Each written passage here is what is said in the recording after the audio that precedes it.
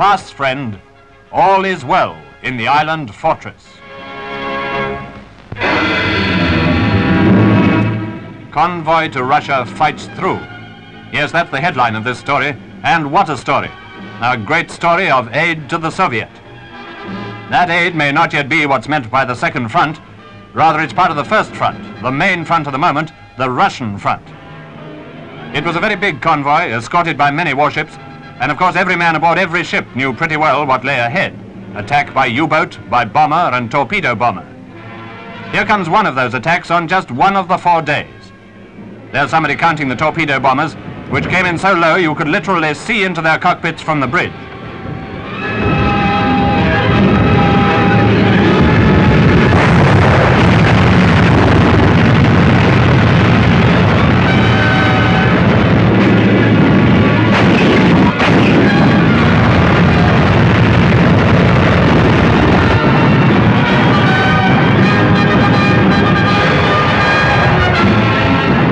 And while you watch our guns and enemy planes, ships are altering course to avoid the torpedoes streaking through the water towards them.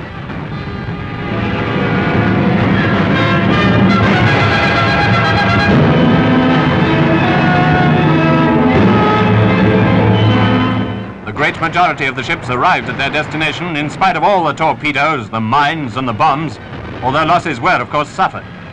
But at least 40 enemy planes were destroyed, and anything from 2 to 6 U-boats.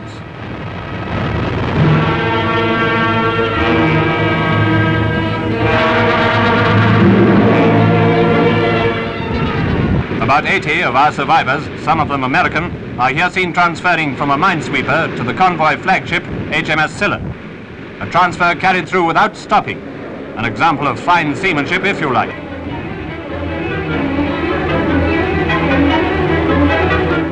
When the next attack came, many of the survivors again took hand in fighting off the enemy.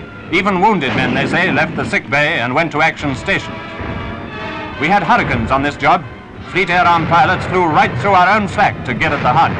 They shot down many of them and gave the rest plenty to think about. Here come those so-and-sos again.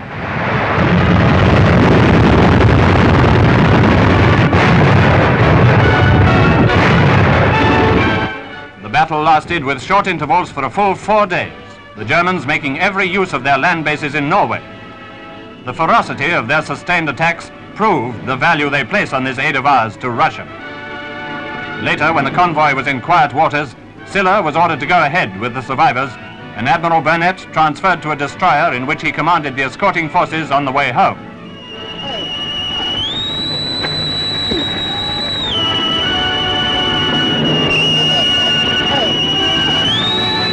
Convoy to Russia fights through.